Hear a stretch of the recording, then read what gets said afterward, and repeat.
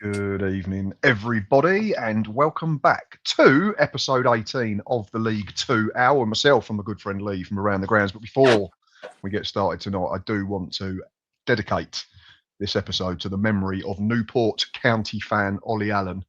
It's been going around on social media over the weekend. Unfortunately, Ollie, who was only 23 years old, sadly passed away last weekend, somewhat out of the blue. Now, Ollie was a football fan like the rest of us, like myself and Lee, and like everybody in this chat watching this evening. Followed his club up and down the country. He was a podcaster, and by all accounts, from everything that I've seen on social media, a really nice lad. So all I just want to say on behalf of me and Lee is thoughts with everybody who knew and loved Ollie, and may he rest in peace. Yeah, echo that. I don't need to add any more on that, mate. You've said it beautifully, my friend. Yeah, just wanted to make sure that obviously we are thinking of those that were closest to him, because that's a horrible situation. But tonight we are also here to talk about League Two again, and it was another bumper-packed weekend in the fourth tier. 34 goals, I do believe, yes. So 12 games, bringing nearly 3 per fixture on average. Loads of talking points, and obviously 4 feature games. So without further ado, let's crack on and look at some comments. Already 23 of you in watching, so thank you very much. You know what to do. Press like, press hype, share it around. Yeah. Lee, straight away, wants to know everybody's 3-word review for your team's result at the weekend. Yeah, obviously, if your username is nice and obvious, you don't need to tell us who you support, but if you have a slightly obscure username on YouTube, we don't ask any questions, we don't judge, but just let us know who your team is. Right, here we go. We've got SBR 19. He says, absolutely, definitely superb, referring to Harrogate 0, Gillingham 3 in the second half. Yes, not one of our feature games this week, but we will talk about both clubs. DFT Lewis is back in the chat. Good evening, my friend. Good evening, everyone. Looking forward to this. Can get down to a Gills game on the 7th. Can't wait. Love that, mate. Come and say hello. We'll get you on the vlog if possible. If you want to, of course. There is no pressure. Nick Castleton, friend of the channel. Evening, lads. Again, looking forward to the next hour. I've been on time for every episode, so hoping to go the whole season without a yellow card. Now that is dedication. That is what we like to see. Is Nick the guy who sit next to you at away days? No, it's different Nick. Nick Coop is the away days one. Nick sits row behind me, I think, at home games, yeah. Yeah. Luca Talks Dons is in. He says, big up. TC Troy Boy is back in the chat. Evening, Matt and Lee. Evening to both of you. And Liam Welby will be happy. Another Gills fan. He says, evening, Matt. Oh, yes. Evening. Where have we gone? So many comments. I cannot keep up. It's always a good thing, that, though, isn't it? There we go. Back on track. Lee Welby says, hello, Matt and Lee. How are you? Very well. Thank you, mate. Of course. Good to see you at the weekend. Big win. All right, let's do some different ones.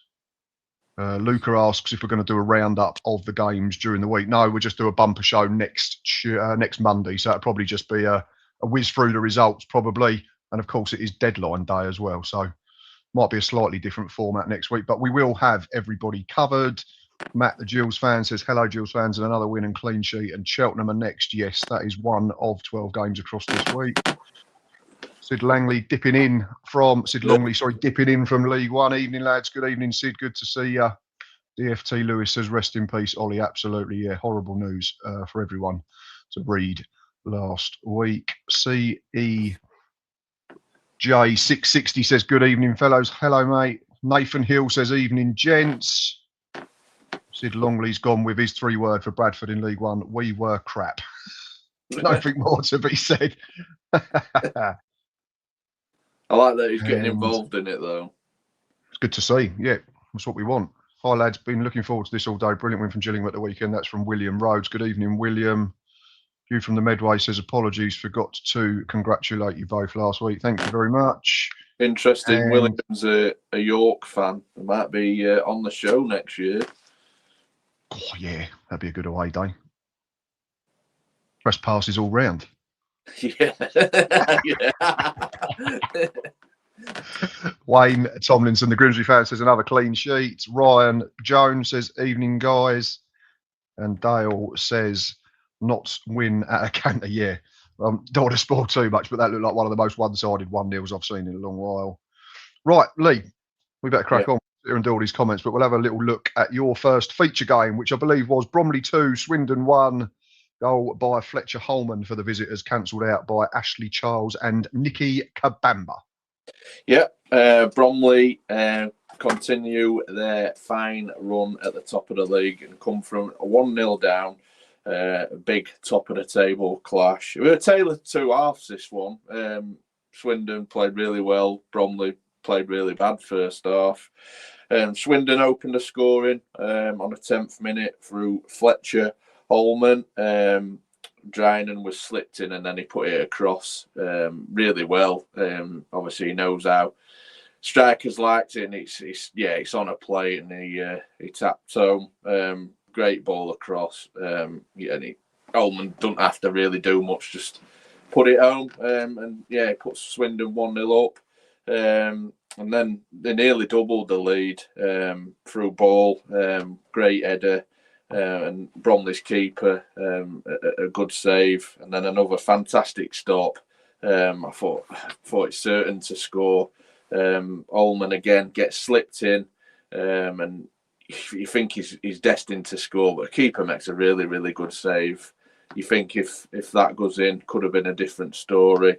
And then obviously second half, things turned drastically. I think Swindon took the foot off it and played really badly, and then Bromley obviously knew what they had to do and come out all guns blazing, and they scored really early in the first half. Ashley Charles putting away a chance at the really poor clearance, just fell to him and he put away 1-1. Like I say, it's the perfect start to a second half, especially when you're one down. You get the crowd on your side as well, and it was just destined to obviously be 3 points, especially with Swindon's fall off from that first half display. And then the winner comes from the 89th minute. Kabamba rose highest to nod home. Credit to him because he had a bit of, obviously, I think it was racism online. Did he miss a penalty? And no player should be subjected to racism. It's absolutely disgusting, and I can't believe it's still happening in this day and age. Absolutely, but it's perfect response from him to win the game. I don't know what the keeper's doing. Got to do better for me there, but credit to him. He rose up and just proper hang time, and he's obviously nodded it home. Big win for Bromley, who stay top and 6 clear. And Swindon, I think, would have been disappointing. Ian Holloway, I think his comments after summed it or bottled it after a fantastic first half that probably could have scored 2 or 3, and then second half they just took the foot off the pedal. Obviously, credit to Bromley, they come out, knew what they had to do, and got the job done. And Andy Woodman, what a job he is doing. I like how he talks. I heard him on TalkSport yesterday when I was going to work. Really grounded. All the players are really grounded. He spoke about not much celebrating afterwards. I like that because obviously the job's not done. There's still a lot of football to be played. Yeah, 6 points clear. It's a fantastic season so far, but we've all seen what can happen with Walsall last year, and he's probably looking at that thinking, let's just rein it in a little bit and just take one game at a time. And I like that. It's grounded, and the players are responding to his managerial skills, because I really rate him. I think he's destined to the top for me, I think. Yeah, he's doing a phenomenal job. Like, they're probably one of the best examples of how a football club should be built from the bottom up, and now they're reaping the rewards. I guess the only concern, oddly, because we played Bromley on Saturday, so I was, making notes over the last day or so ahead of the preview show, talking with a Bromley fan. Just one point back to Kabamba though, like his goals per minutes ratio is absolutely astonishing this season. Yeah. He'd only come on 60 seconds before he scored the winner, and then he nearly got another one to make it 3-1. He did, Absolutely phenomenal player in terms of his attitude, because you almost feel like you can't call him an understudy. He's got 9 goals this season, and I think he's got one every 94 minutes. It's absolutely ridiculous they're in no trouble at all if Cheek suddenly falls off or takes up an injury and misses a month, because Kabamba's just an absolute ready-made replacement to step in and just keep doing exactly the same job. I think between them, they've got like 27 goal contributions already. It's nuts. Yeah, it's fantastic. And we spoke about them last week with what they've recruited. They'll probably still add to it. And I'd put it this way, I'd be surprised if they didn't finish in that top three. Whether they win it, I don't know. But for the club, Bromley's size, from where they've come up to, he told a story of he went shopping years ago. I think they won the FA Trophy, I think he said. And he could walk down Bromley High Street, no one recognise him. And you fast forward to now, and he can't go shopping because everyone wants to talk to him and have pictures with him. And I think that tells the story of where Bromley have become this club that I think off the pitch has run fantastic. We've said before that the new stand, what they're trying to do, and I think it's overspilling on. Highest ever attendance Saturday, I think, as well. Yeah, that's what I mean. So everyone's getting behind it, the community, the town, and it's a club certainly going places, and there seems to be a real togetherness, and it always helps when everyone's pulling in the right direction on the pitch, but also off the pitch. Absolutely, yeah. No, they're a phenomenal football club, and I know some people say they're meant to be a rival of ours, and the debates whether they're in Kent or in London. But is it fair to say they might be everyone's second team? It's like Yeah. you can't help but not want them to do well. They're just very good at everything they do, like you say, both on the pitch and off the pitch. Yeah, I mean, we watched them, I think, in the playoff final, and to where they are now. Obviously, everyone expected Bromley to maybe struggle and find it hard in the Football League, but they're proving everyone wrong as well. And like I say, I just see a club growing from strength to strength, and yeah, it's fantastic for that club and the fans, especially for ones that's been there from the start. The journey that it's great to see a club develop on the pitch, but like I say, off the pitch, to see the facilities.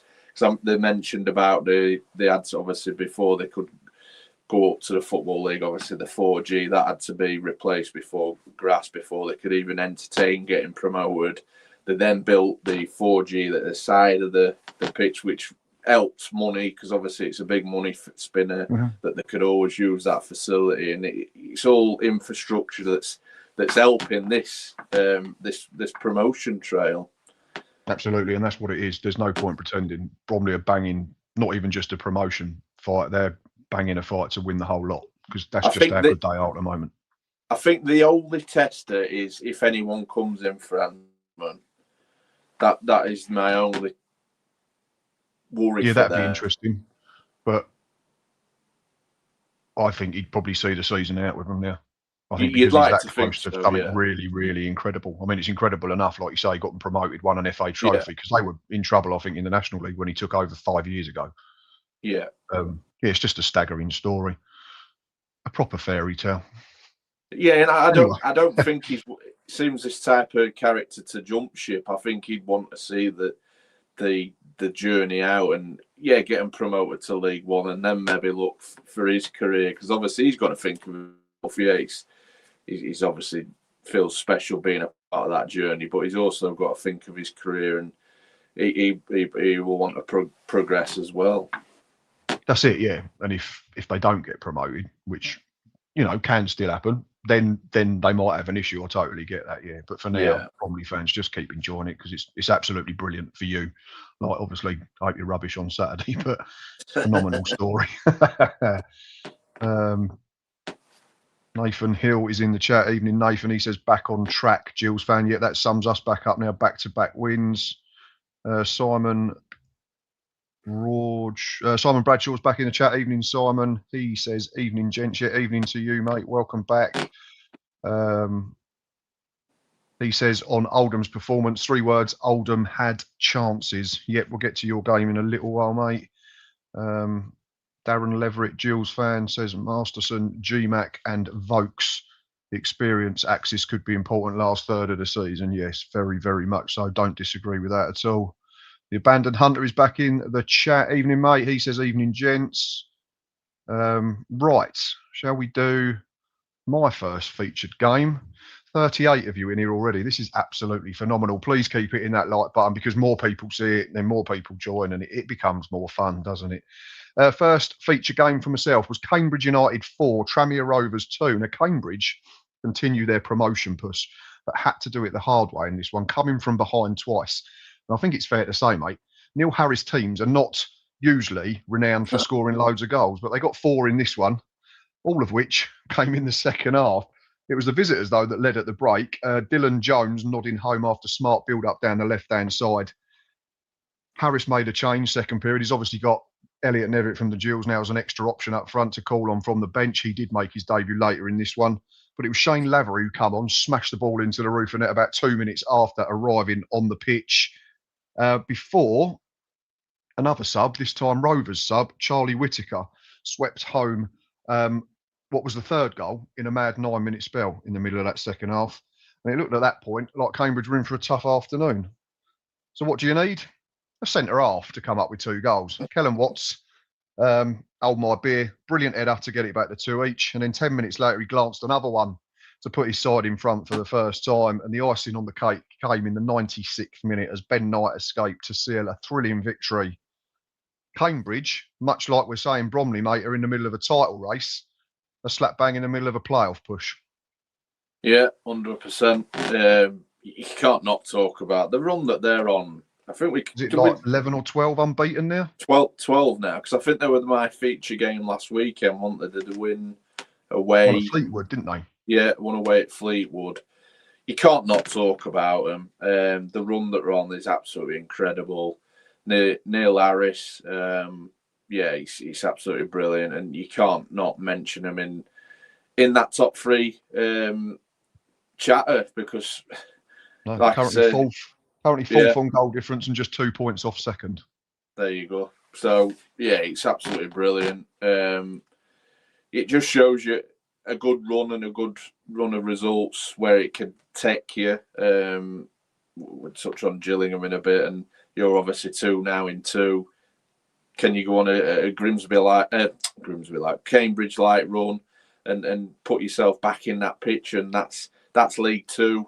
You go on that run, you get yourself back in the promotion race, and you're coming into now February, March, and this is where it matters. Obviously, you put to bed your bad results, and that's behind you. It's now all about getting them results, getting yourself back in the picture, and who knows where it'll take you.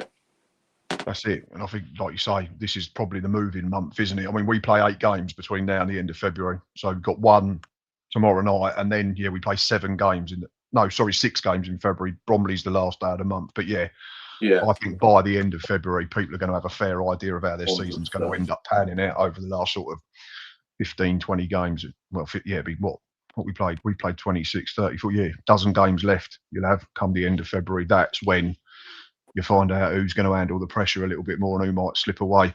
Right, let's do a few more comments. But yeah, Cambridge having an absolutely astonishing season. I know we've got a Cambridge fan in our WhatsApp group, and his just only concern at the start of the season was they'd not really played anyone of note. But like we've said before, they're 5th now after 26 games. They are fourth, doing them a disservice. They are right in it. I think with that comment though, played anyone with no, I think everyone division, because teams take points off each other, and that's this division. I don't think anyone's like, yeah, you've got Bromley at the top of the division with 6 points, but teams are taking points off each other, so it's not as if, yeah, they're the 3 to be at the top of the division. It's all just, like I say, you put a run together and you're right back in it. Mm-hmm. Absolutely, yeah, because I think we went to Bromley in September, and I think they was in the middle of a sticky run then. I think they lost sort of 4 out of 6 or 4 out of 7, and they dropped to 13th, 14th, 15th. But they've only lost once since the 29th of November, and that was against Walsall. And since then, it's been as close to perfect as you can be. I think they've taken 25 from the last 27 available, which is, well, it's championship winning form. Right, Sid Longley said about his Bradford game, we play like the Saturday, and I won't be a guest next season. It will be an official visit if Don't sign a striker. Yeah, I've seen a little bit of this going around. Obviously, still follow a lot of Bradford fans on X about obviously Andy Cook's departure, and they lack a natural number 9 now. So it'd be interesting to see how Bradford do replace him. Someone likes your top, mate. The abandoned Cheers, hunter. That's Smithy, isn't it? He says, love the top league. Which one, mate? The one he's wearing or the 1998, 99 away shirt, third shirt, Sanderson? Oof. Beautiful. Do love a retro shirt, don't we, on this show? We do, mate. Question for you, Lee, from Darren Leverett, the Gills fan. Thoughts on the legend that is Barry Bannon, sorry. Owls stalwart no more. Sad, yeah, looks like that was his farewell game at the weekend, wasn't it? The reaction after the game, he was tearing up and getting quite emotional. It looks like he's off to, is it potentially Millwall? Yeah, he's down to Millwall. Look, yeah, we're sad. Well, I'm sad. Yeah, people have took it quite badly, but I always use this expression as "don't be sad because it's over, smile because it happened." We've had such great period with him. Yeah, he's seen this dark time this past season, and it's been grim, but he's stuck with it, and I wish him nothing but the best because he's been the model professional, and he's a club legend. You can't not say he isn't because he's give everything to this football club, and no doubt he'll come back and visit one day, and he'll be welcomed back with open arms. And what a cracking sign it is for Millwall because that could push them on to promotion. That Yeah, because they're in the playoff places, aren't they, as well? It could be a difference maker for them. Yeah, it really could. Yeah, and like you say, he could have walked away in the summer and no one could have really said a word. Such a situation at the club, but to have stuck it out until January, I think, is, testament to him as a bloke, as well as being a cracking footballer as well. Yeah. Yeah. Right, I'll do a couple more comments and then we'll get to your second game. Simon says, talking of York, their last game of the season is against Rochdale. What a game to end the National League season. Yeah, that could be, because I think York are top, are they? Yeah, although I think it'll be done by then. But Rochdale have got a couple of games in hand still. Yeah, I think that's what's going to kill Rochdale. It's all right having these games in hand. Sorry, man, my phone's just dropped down. It's all right having these games in hand. I'd sooner have the points on the board, if I'm honest. I know they've had that pitch issue. Hopefully they've sorted it and corrected it. I think they are back there. I think the first game was back there this weekend. So, yeah, they need to win them, obviously. And if they do, they're putting their sons in a fantastic position. But I just think York are now kicking on. The squad that they've got is ridiculous. And, yeah, I think they'll kick on. I don't think it'll go to that last day. It'd be unbelievable if it did. I wonder where you'll be final day. It's, outside that Rochdale Jippy. You'll have to dress up as a mascot again to get in. Yeah, them Rochdale fans don't like me. Oh yeah, definitely have to go in disguise. Reese's Free Paradise this evening, lads. Keep up the good work. Evening, Reese. Nice of you to join us. Do appreciate it, mate. Luca says Bromley, Swindon, MK thinks will be his top 3. Talking of this week's games, Dale says tomorrow night 6 of the top 7 are at home. Only Swindon are away at Notts County. Yeah, that's probably, I mean, if you're looking at it, probably game of the round, that one could be. Matt, the Gills fan, says the All Sport Gills, something German 2005-7. I think he's saying it's long sleeve 2005-7. Yes, both myself and Lee have gone a little bit retro tonight. Much like Lee with his shirt, because there is a story to that one. It's a pre-season match worn shirt, which has got a number 11 on it, so he doesn't know whose it is. This has got 42 on it. I've done a lot of research about squad numbers for them seasons. Not a clue who wore 42, so I think it might have been like a youth team or a reserve player. But if you know me or Lee just a little bit, we like retro football gear. There's rumours it might be Reggie Blinker, but I'm not old in that. Half of our audience won't even know who that is. Yeah, the old school ones must do. Those of a certain vintage, exactly that. 42 in the chat. This is superb. Like we say, keep pressing like and all that. Big game for Gillingham tomorrow, says Reece. The mighty Cheltenham Town. Yeah, it is a big game. Big chance to make it 9 points from 9. Is it at Cheltenham? It's at Cheltenham, yeah. First game I'm missing this season, which is frustrating. Reese, if I don't see a match day vlog from there, or Rye, sorry, Reese, you threw me then. Rye, if I do not see a match day vlog from there, I'll be disappointed. Get yourself down. Oh, was it short from Ryan? Yeah, Ryan, yeah. I do apologise, mate. That's just me adding letters in and being lazy. Sorry, Ryan. You made me do it, though. Even he'll be like, him, so that makes you even worse. Yeah, it does, yeah. I've met him. First time I've seen him. So I'll get away with that more than you. Have you sold out your away allocation? I'm not sure. I don't know if we have completely. But right, get in that Jill's away end. Yeah, go on. Only do a vlog if we win, though. Like, video it, or if we lose, don't bother putting it out. Yeah, he'll get. We're going to win, so that'd be great. Yeah. Ryan says, very impressed with Cambridge when Walsall played them New Year's Day. Ben Knight was superb. Yeah, they're going to be a real threat, and they've got good players. I think they're one of them squads where you look at it and you don't think they've got, like, you look at Swindon, they've got a Drine, and you look at MK Dons, they've got Patterson. Well, MK Dons have got everyone, but you know what I mean. You look at Gill, you say Bradley Dack. You look at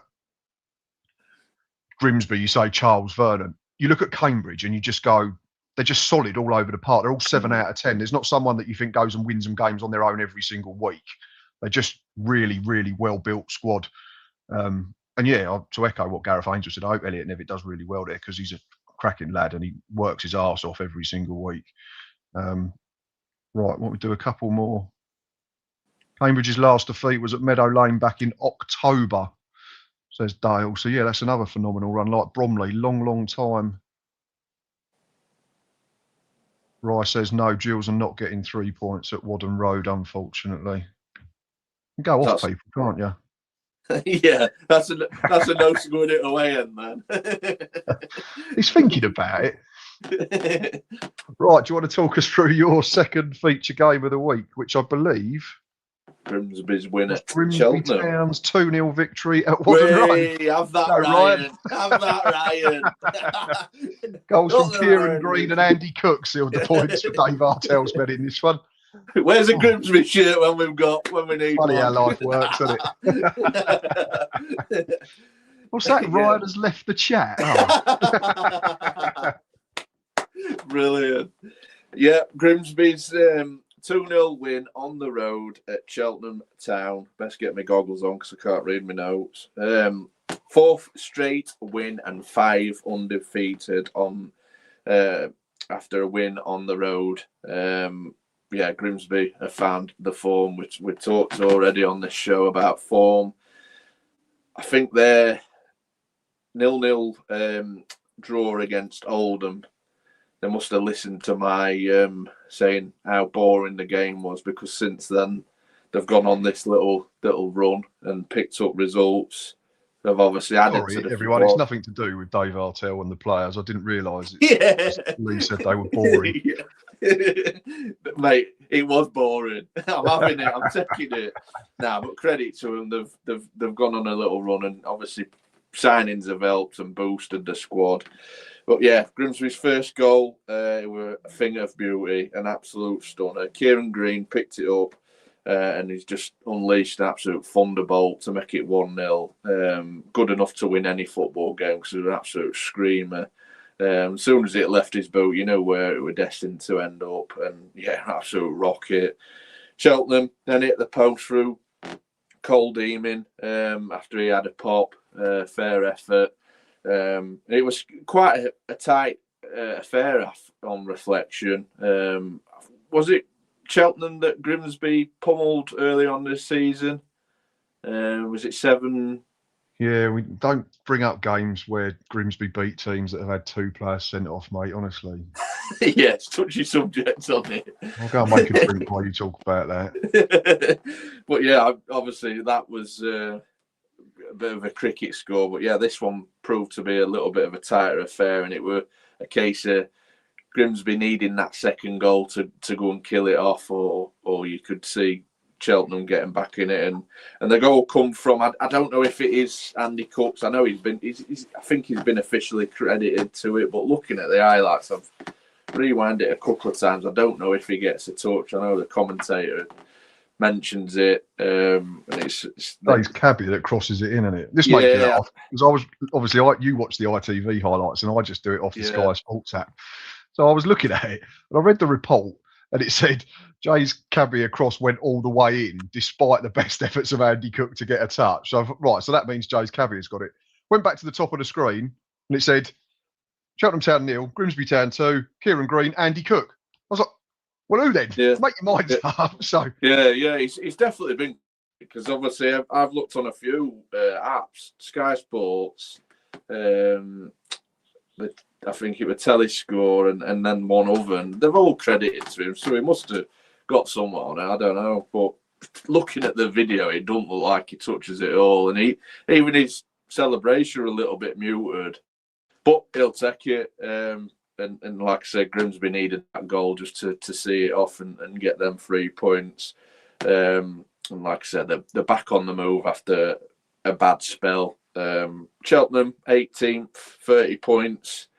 Obviously a poor start to the season, but I don't think they have to worry about what's behind them, if I'm honest. I think they're going to have enough. We're going to touch on. The concern with them would be as players they've lost in the window, because obviously Adela went to Doncaster after a 6-month contract or whatever it was, a short-term contract. They had Ethan Archer, didn't they, back on loan from Luton, but he got recalled and went to Port Vale. I think they lost one other. But yeah, Koch's got so much experience here. And I think there's plenty worse teams. I mean, we played one of them by an absolute distance. I mean that with the utmost respect to Harrogate. We'll get to that when we talk about them. But yeah, Cheltenham, I think, absolutely fine. And yeah, Grimsby just starting to regain that mojo that they had at the start of the season. So they're a team to watch as well. Right, we'll do a few more comments. Cook is only going to add to it. He's going to add goals, and could be the difference, couldn't he? So like Danny Rose, but it's a no-brainer. Andy Cook or Danny Rose is an absolute no-brainer for me. Like, he scored a ridiculous amount of goals at this level for the last 3 or 4 years. Right, Simon talks about Oldham and says, earlier in the season we won at Cambridge and at home to Bromley. That's the enigma of Oldham Athletic. Yep. Goes back to what Lee says, so about Lee too just being absolutely mental on the whole, to be quite honest. Finn is in the chat. Evening, Finn. He's a Gills fan. He has got a happy smiley face in there.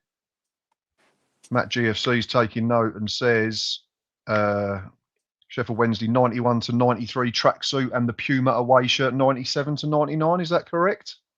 No, he's not correct with the shirt. He's correct-ish with the jacket. It's 90, 91-ish. But the shirt is 96 to 98. Or so he weren't 2-year period. He just went a bit late. Yeah. Good effort for effort. Lee's favourite username is in the chat. Evening to Greg the Fish. I love that, Greg the Fish. William Rhodes, up the city. We're winning the league this year. The York fan is very chipper, and why not? This is what we like. He's getting ready for the League 2 hour when it's going to be bigger and better in 26, 27. And hopefully you'll be a part of it. Abandoned Hunter says it's a must-win for us tomorrow against Crawley. Only positives from Saturday was that we didn't lose. Yeah, there's some big games tomorrow, aren't there? Really big games. So that'll be another one to keep an eye on. My app's just decided to break. Sorry, bear with me 2 seconds.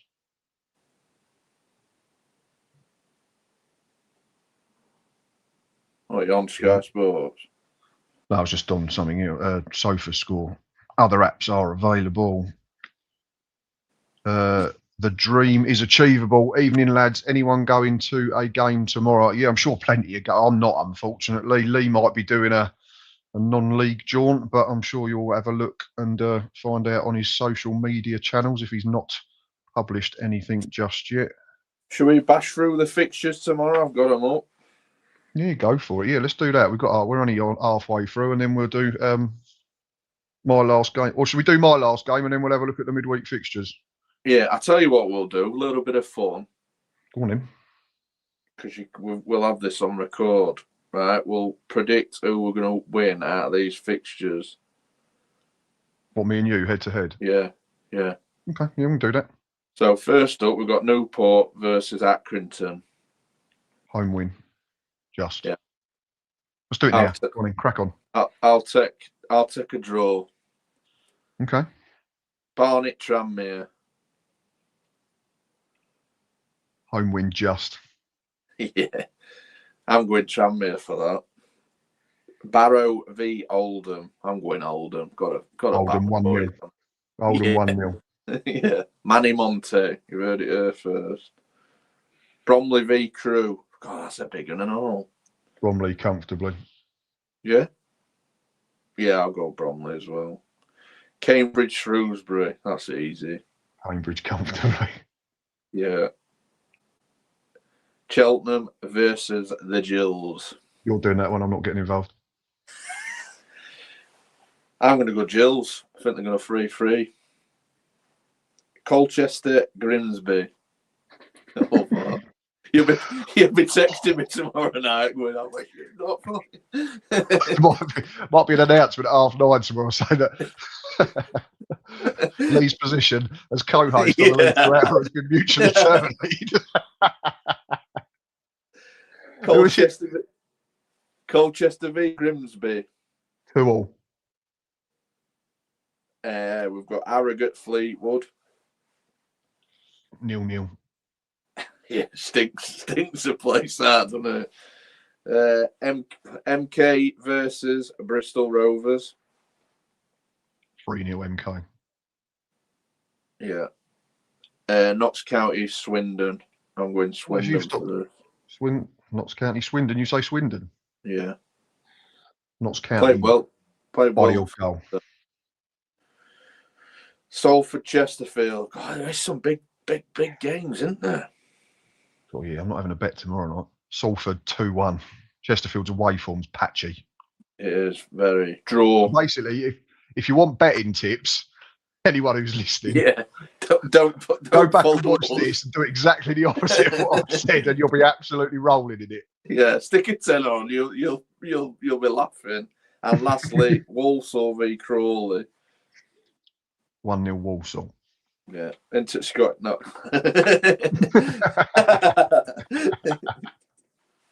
Right, back to the final feature game from the weekend, and I picked Newport County 2, Chesterfield 1, an absolutely monumental win for the Amber Army. Goals from Harrison Biggins on 50 minutes and Michael Spellman just past the hour put them 2-0 up before Dylan Marcandy pulled a goal back in the 85th minute, but it was Newport who held on, yeah. I think the visitors probably should have taken the lead in this one, mate. Freddie Ladapo's great position, just didn't make a desired contact, and ball was kept out by Jordan Wright, the Newport keeper. And then at the other end, Bobby Camwell came close to opening scoring, but clipped the outside of the post. Biggins nearly scored before the break, but there was great defensive block to stop him from putting his side in front. And County were on top, I think, as the half-time whistle went, and he didn't have to wait long to open the scoring. He got on the end of Anthony Driscoll-Glennon's corner to put his side in front. Wright had to be alert again shortly afterwards to keep his side in front, and his stop did prove to be even more crucial a little while later. Michael Spellman scored. Quite spectacular goal, to be quite fair. Long ball, took it out to Scar on his chest, swiveled, smacked it left-footed into the corner. Keeper had absolutely no chance. Like I say, McCandy got one back with 5 minutes to go. But Newport County, like I say, in the week that they lost one of their most cherished fans, held on for a very valuable, important 3 points. I think they might be all right, Newport. Seen enough last week. Seen them twice this season live. I think their forward players keep them up. Yeah. Yeah, I really do. I know they've lost Antwi to Gills, who I think should prove to be a good signing. I think, you know, brings energy, brings ball carrying ability, passing ability, goal scoring threat, provides more cover for someone like Bradley Dack so we can rest and rotate. But yeah, they've still got good players in forward areas. They've got Spellman, they've got Kay Whitmore, they've got Camwar, they've got pace. If they can just shore up defensively, I think they'll get out of trouble. And that's a big change from me in the last 2 weeks. And a lot of their home games, I think, are really winnable over the last sort of 2 months of the season. So I think they'll have just enough to get out of trouble. Yeah, what they can hang on to now is these 2 wins that's got that something to build on. So obviously soul destroying when you keep getting beat. Accrington tomorrow, find yourself bottom. Yeah. bottom of the league, and yeah, they're still bottom, but like I said, they've got something to cling on to now and build on, and it breeds confidence throughout the team that they could possibly do it. He's They're not bottom. Harrogate. They're not bottom now. No, Harrogate bottom. Right, that's me not looked at league table then. But yeah, there you go. So they're off the bottom, and that's massive, and it'll just breed confidence. You look at Harrogate, you compare them, they're just in free fall. They're probably That's a polite way of putting it. That's a polite way of putting it about Harrogate. They are. I can't recall a worse team that I've seen us play or in League Two for a long time. They were woeful for 85% of that game, 90% of that game against us. Which is weird because we Harrogate, they always sort of show fight the seasons that they've had, but they seem to have maybe lost that. Obviously he's been at the club a long time. It's going to be a big tester, obviously, the relationship that they've both got, and do they stick with him? Yeah, he's been at the club for years. I think everything points to them sticking with him now, mate, because they've made about 6 or 7 signings. You wouldn't let him sign them and then get rid of him. And I think it's gone so far past the point now where you would have got rid of him. They haven't won since the end of September. They've not scored a goal at home for 12 hours. Yeah. There's so many things that you could say justifiably Simon Weaver gets sacked for. So I don't think he gets sacked. And which you is said a bigger concern for me, because you get to the point where players just, not say switch off, that's probably the wrong phrase, but you know what I mean? Yeah. When you're in that rut, you just want a new voice. You just want new instructions and something to freshen it up. If he doesn't go and they don't change it, I think they just fall out the Football League without much of a fight, unfortunately. Yeah, 100% agree. There's always so much you can do, and it's going to be a big turnaround for him if he gets a response out of that, and it'd be every credit to him. But yeah, you said inside the ground as well, it were a little bit dull in terms of atmosphere. I know it's not the best ground in terms of atmosphere anyway, but there always seems to be a decent vibe, other than the outstanding pies. But yeah, it's worrying. It is worrying. And that's the most devastating part of it.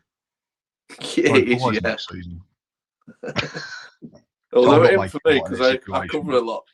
I cover a lot of National League, so I'm buzzing. Yeah, you'll be fine. You'll be massive next season. Yeah. Yeah. I'm getting there now. No, we'll talk about them in a little while, but yeah, but back to Newport. Yeah, I think they've given themselves a real chance. I think Christian Fuchs is just starting to get his ideas across, and I think they'll have. You'd think if they win Tuesday night and a couple of results go their way, they could be up to 20th, which is like dizzy heights for them considering where they've been all season.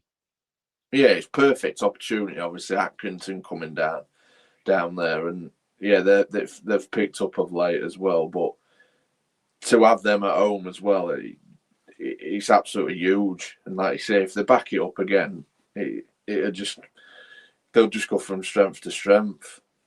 I'm glad that they're showing, because it were looking a little bit like them too, that it were going to drift away, but they've shown a little bit of fight, and out of the two, it's going to make it a little bit interesting, because at one point I thought it was just going to be them and it was just going to like teeter away and it makes it interesting for neutrals. Yeah, of course it does. Yeah, because you obviously like watching at the top, but you can't beat a good old dog fight down at the bottom, relegation scrap. And we're saying it's probably between them 6 teams there, 19th down to 24th, Barrow, Crawley, Shrewsbury, Bristol Rovers, Newport and Harrogate, separated by 6 points. And then there's a gap to Cheltenham of 6 points up to them at 18th. They're on 30. So I think it's relegation is probably a half dozen team battle. I mean, my massive worry is Bristol Rovers. I really thought they'd get a response out of him. They haven't. They've not got anything. I think they'll just, but I think he'll get backed enough to buy enough quality to get themselves out of trouble. Yeah. That'd be the swinger for me for Bristol Rovers. I honestly think Harrogate will go based on that. I know it's only 90 minutes, but that was as woeful could be. I think Newport are going the right way. Bristol Rovers, Shrewsbury, I think, are in free fall. Crawley, I think, will just have enough. Barrow, I think, might just have enough. but ask me again in a month because we know it always changes really quickly. Right, let's do some more comments and then we'll do the video printer. What we got?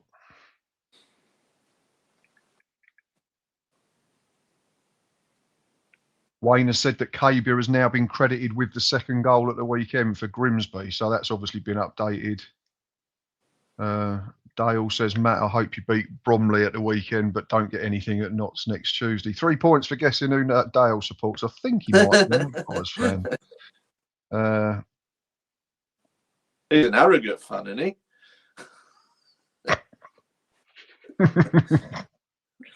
William wants to know when you're next coming to watch York, Lee.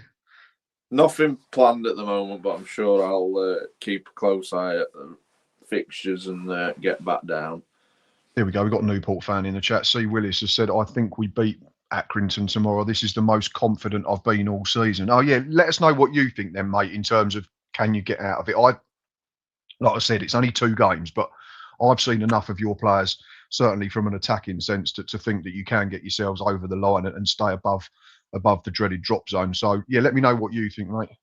See, if fans are feeling confident, then that's obviously a response. And obviously, yeah, players need that confidence with results. But if fans are starting to feel and believe, that's also added because they'll then get behind the team home and away, and it just helps all around, doesn't it? If everyone's that's another difference maker for me between Newport and Harrogate at the weekend. Like Newport, their fans are happy and they're feeling a bit more confident. That means when Accrington turn up to Rodney Parade tomorrow, that Newport crowd's going to be loud. And they're going to be getting in your face. They're going to be getting behind their team. We got there Saturday. It was no louder when the game kicked off than when we first walked into an half-empty stadium and sat there eating our pie. It was, I think I said to Nick next to me, it resembled like a non-league game against a National League South side, like that we go and play regularly in July. There was just nothing about the place. And I get that, they're struggling, it's hard. But you'd think even for the first 20 minutes, they'd have a right go at trying to get behind their team. But nah, maybe they're just all resigned to their fate. I don't know. Yeah, it'd be interesting, obviously, to speak to an arrogant fan and see what their thoughts about it. Whether they're happy about it, they might be content. I don't know.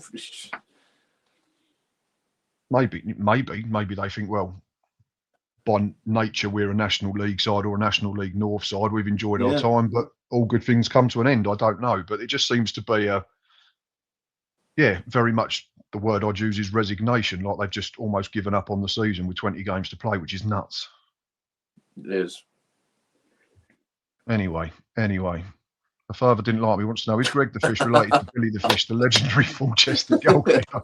Greg, are you related to Billy? Here's a question I didn't think I was going to be answering. It's the fact that we said Greg the Fish like a few weeks back before Christmas, and this question is just...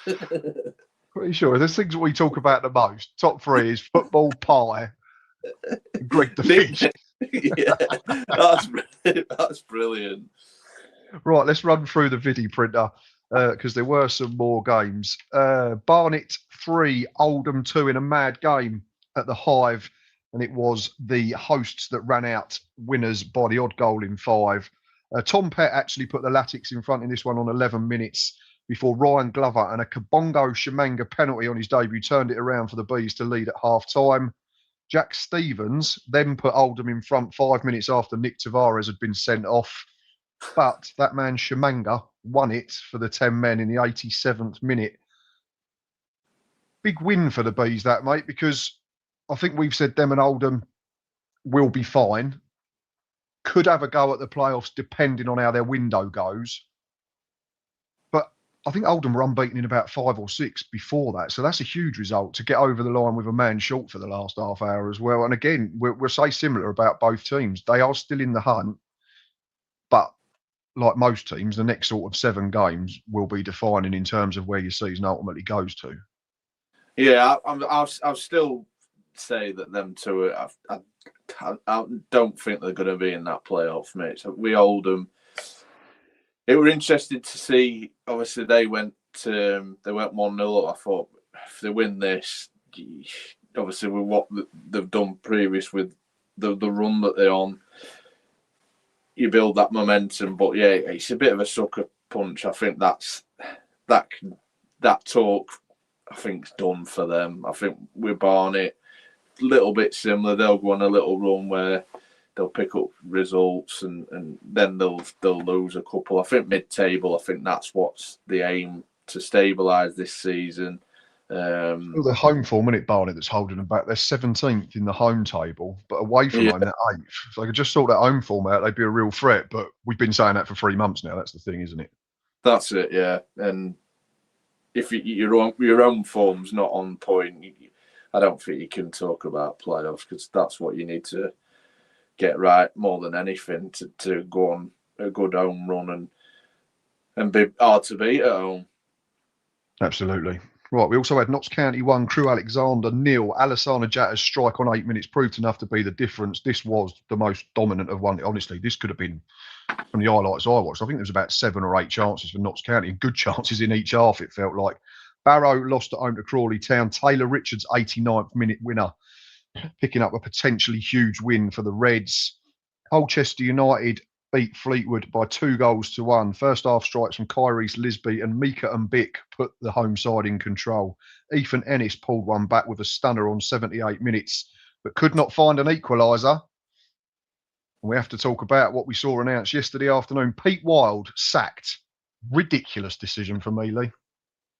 Yeah, obviously they're on a bad run. We spoke about them last week because they were in the feature game with Cambridge, but to get sacked, wow.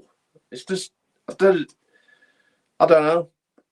And they've obviously give it to the, was it his assistant that's got it? Got it till the end of the season, hasn't he? And I think Nathan Tom's going to come in and assist, who's a club legend, their former promotion-winning centre-back, I think, Which is slightly odd for me.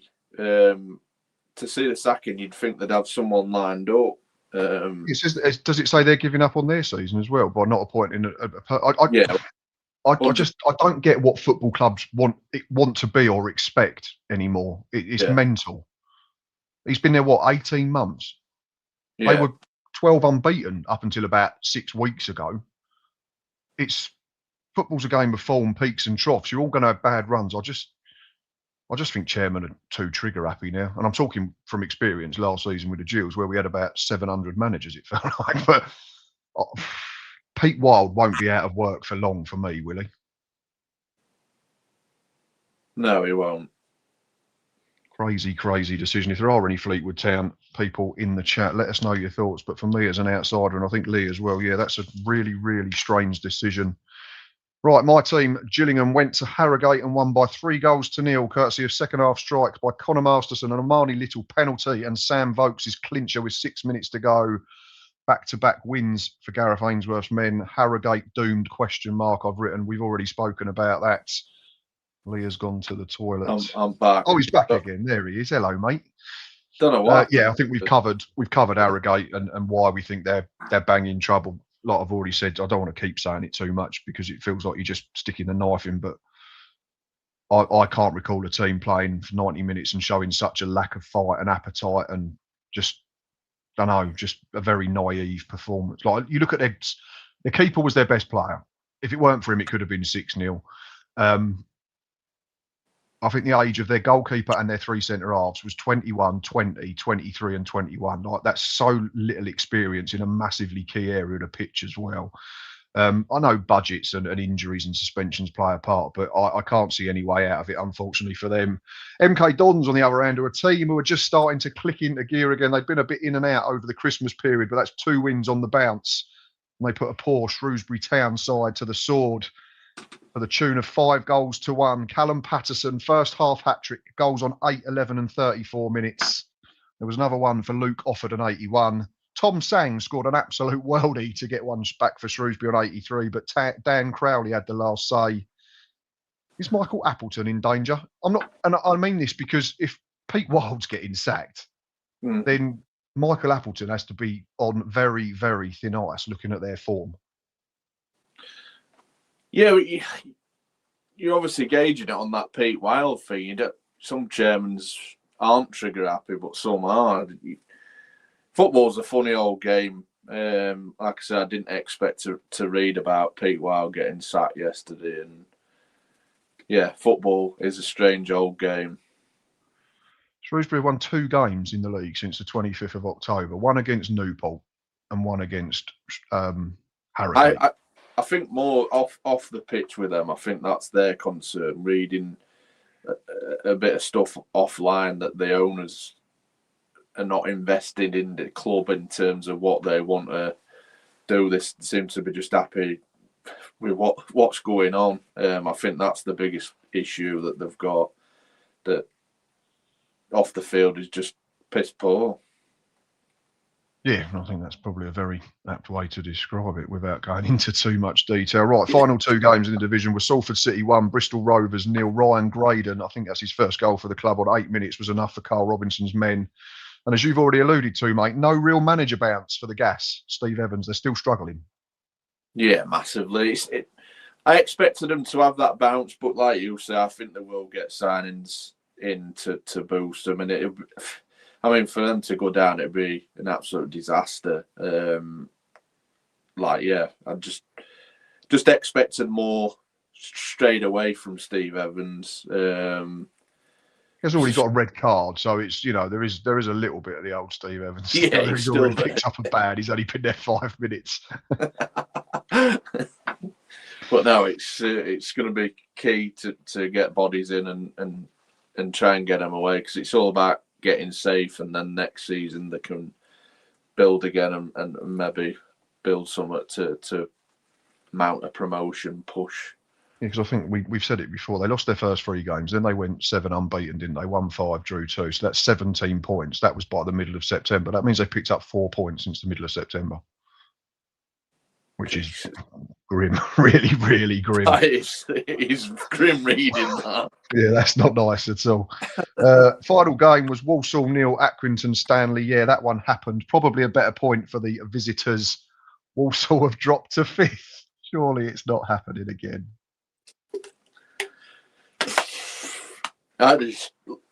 You feel for them, really, because, well, you don't, because I'm not a Walsall fan, but obviously what happened last season, they just want to be in that top 3. I don't think they care about winning it. It's just promotion after last season. It's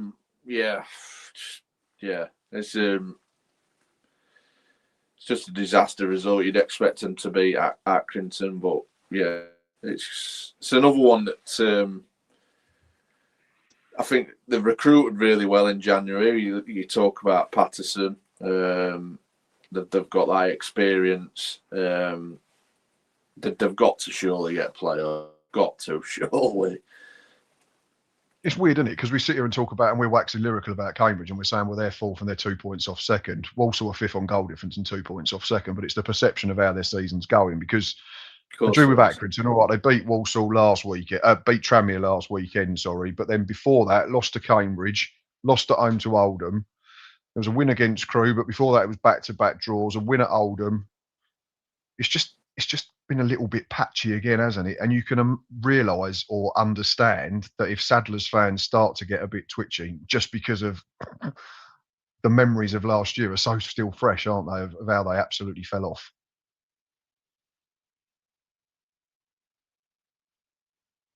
He's gone again. Right. It's just me. Leah's disappeared. Maybe he's forgot to charge his phone. So we'll carry on regardless, and I will do my top 3 goals of the week until Louis comes back. And he might not know who I've done. Right, I wrote down honourable mentions for Connor Masterson of Gillingham, Mika Mbick of Colchester, Fleetwood's Ethan Ennis, and Tom Sang of Shrewsbury. But my top 3 goals of the week in reverse order. 3rd place went to Taylor Richards of Crawley Town against Barrow. He picked the ball up 30 yards out, advanced towards the edge of the penalty area before curling home a brilliant effort beyond Will Stanway to win his side a very big 3 points with a minute to go. And in 2nd place, I had Michael Spellman of Newport County. We've already mentioned this one.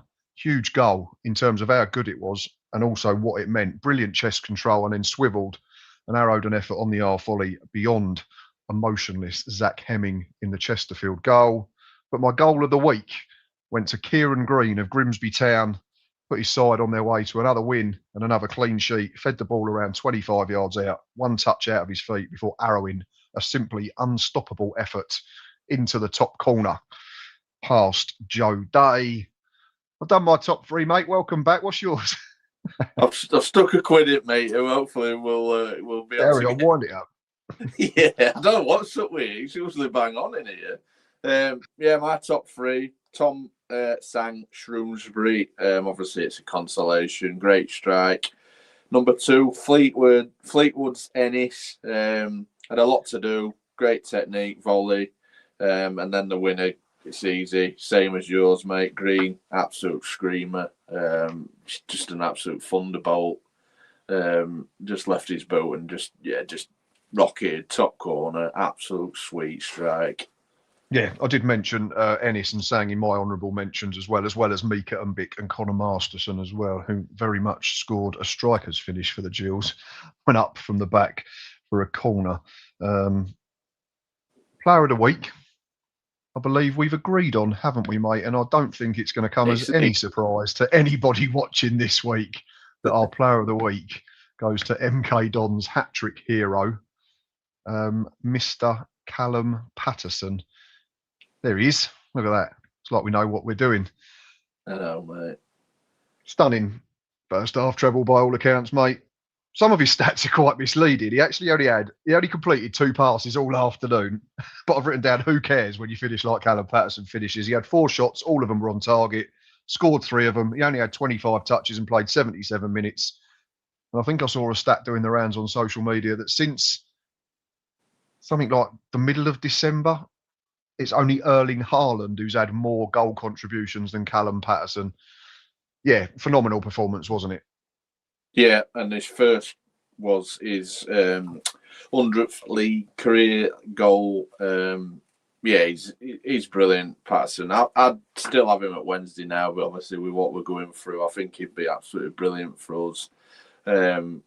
He's a model professional. You know what you're going to get from him. Yeah, he's a striker and he'll score goals, but he'll work his absolute arse off for the cause, whether things are going well for the club or bad, and he'll just run till the final whistle. And yeah, he's absolutely brilliant. For League Two, it's an absolute brilliant signing for MK Dons.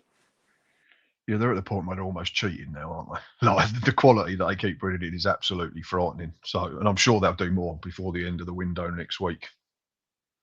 Yeah, I'd be surprised if they didn't, because they're well in the mix now and really kicking on. A fantastic win. Yeah, against a poor Shrewsbury side, but you can only beat what you're playing against, can't you? Absolutely, yeah, and they've done it superbly. So yeah, another team to keep an eye on in terms of not just the top 3, but probably, dare I say it, the championship as well. Simon said it's Manny Mont's birthday. Well, I'm sure he's watching, so happy birthday to Manny Mont for today. Best regards. Don't eat too much cake, mate. You've got a big game tomorrow.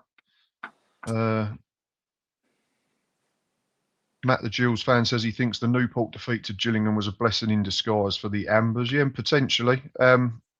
But yeah, like I've said already, I've seen enough from them. And we've got the Newport fan, C. Willis, back in. I think apart from the last 10 minutes, we battered Chesterfield. They didn't impress me at all. And Braybrook was last seen in Brennan's pocket. Oh, of course, yeah, because Braybrook was on loan at Newport, wasn't he? And then got recalled and then sent off to Chesterfield. So the wonderful world and the small world of football.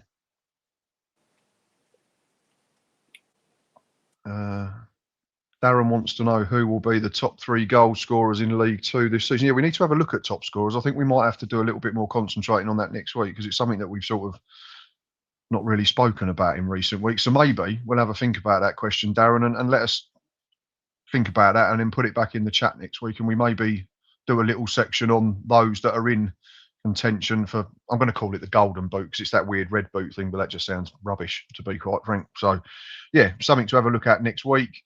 Should we have a look at the league table, mate?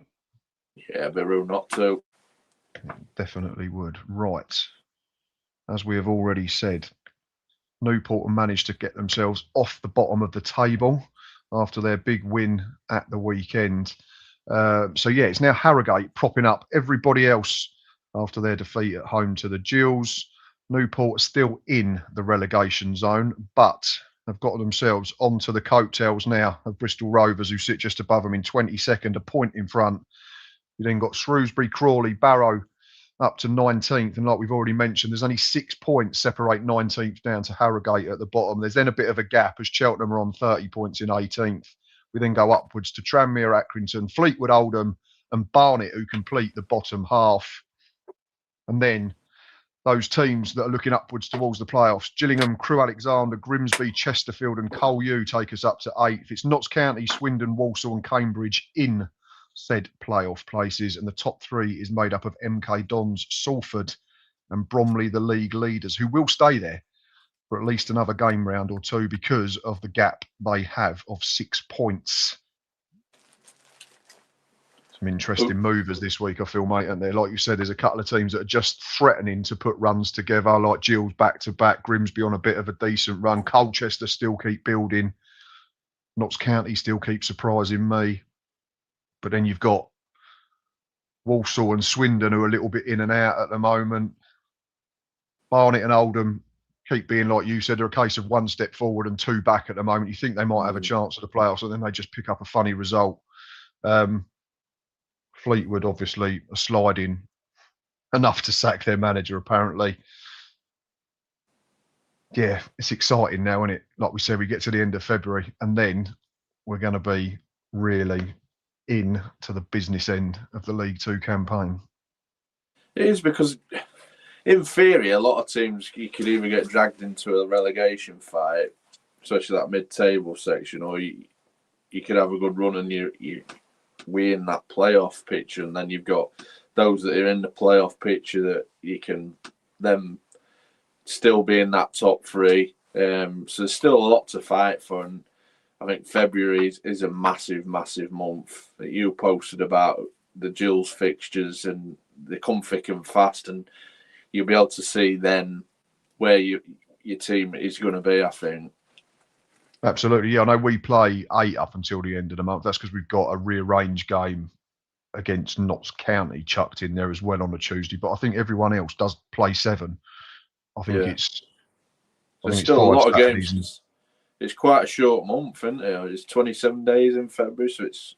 We go Tuesday, Saturday, Tuesday, Saturday, Saturday, Tuesday, Saturday, Saturday. Between now and the end of February. So yeah, 3 midweek games is going to test squads, isn't it? That's why you want big squads. You want to try and get a couple of players in before the end of the window just to help yourself out and all that type of thing. And if you're new, get subscribing to them, because them content videos will be coming out. They will. And there's an extra match day live now because we managed to sort out some annual leave at work, which means we will be doing Chesterfield away on a Tuesday night. So yeah, Cheltenham's the first game I miss in the league this season, so I'm disappointed about that. But fingers crossed, Gills, from my point of view, can pick up 3 points. Enjoyed this one. Still 30 of you in the chat, so thank you very much to each and every one of you. Like we said at the top of the show, this episode has been dedicated to the memory of Ollie Allen, the Newport County fan who tragically passed away last week, aged just 23. So I think that is probably the right time to end this show tonight. Thanks to everybody who's watched. Thanks to everybody who's commented, shared, liked, pressed that hype button. If you know what it means, let us know, because we still haven't checked. He's been Lee. I've been Matt. And we'll see you next Monday for another League 2 hour.